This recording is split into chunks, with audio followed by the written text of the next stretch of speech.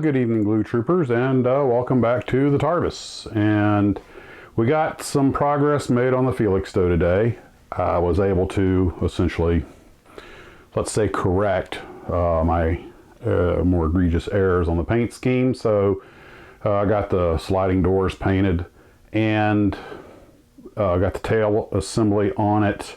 One of the things about this model is that it has a very complex tail assembly because you have 4 horns for the elevator on top, 4 horns for the elevator on bottom, 2 horns on the rudder, and then you have 8 struts below the tail before you even get into rigging it.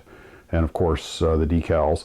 Now the British red, white, blue decal for the rudder is separate than the numbers because it's the same basic British tail marking, but they give you different numbers for different airplanes. And of course I've already put a few of the decals on because once I start rigging it, it'll be too tricky. I'll be decaling the model before I rig it, that's for certain. Possibly before I even mount the wings and stuff.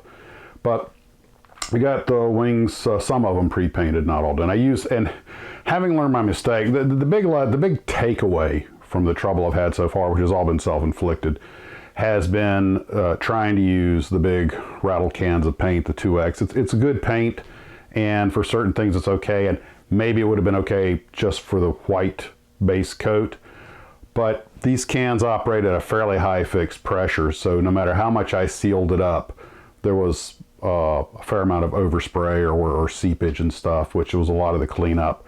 And I should have, at that point, if I was going to use a coat, only the one coat, clear coat it, and then start using the air gun after that. Once I started using my spray gun, my air gun, for the wings and stuff, not a problem. Everything went perfectly.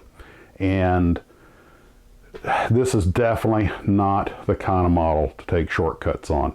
It's extremely intense. Now, I did hit my first couple of problems in that actually, although Wingnut Wings is fantastically engineered, some of these tail struts, the little stems on them that go in the fit holes, are just extremely fragile, and a couple of them just broke.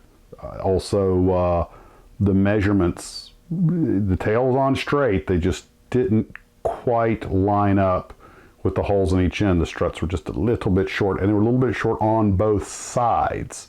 So it wasn't like the tail was canted, making one side long and one side short. But not that I couldn't work around. I got it taken care of.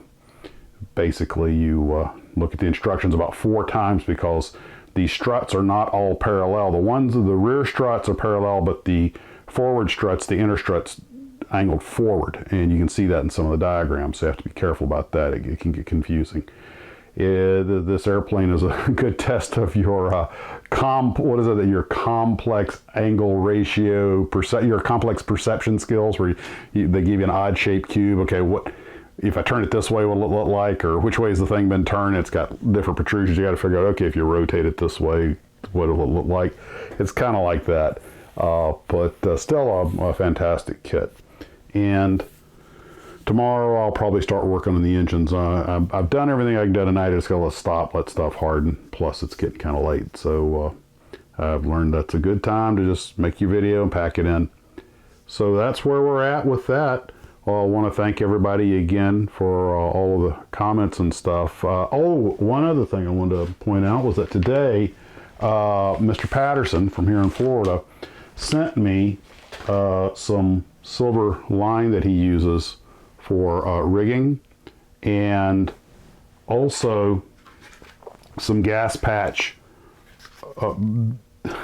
These are gas patch turnbuckles, metal turnbuckles, one end. Now, this is what would attach, of course. By the way, some of these struts do have turnbuckles molded into them with holes in them, which is interesting. But I'll try and take a picture and show you just how tiny these things are, and see if my eyes can do it, because this is well, here, let me just take a picture and show you. You can just see that's what is that, about a dozen turnbuckles? 1, 2, 3, 4, 5, 6, 7, 8. I think it's 12, and 12 turnbuckles are barely wider, or as wide as my thumbnail. So that's going to be interesting. And these are 1/48 scale, but I've got 1/48 scale models, and Whew. I might have to buy a microscope. Well, guys, first off, thank you very much. I appreciate that, Mr. Patterson. That's I'll keep you guys posted on how it goes. I'll probably play with these tomorrow a little bit. The GB's 1/48 scale and needs turnbuckles, so, and they I suppose there's someplace probably on the Felixstowe I could use them.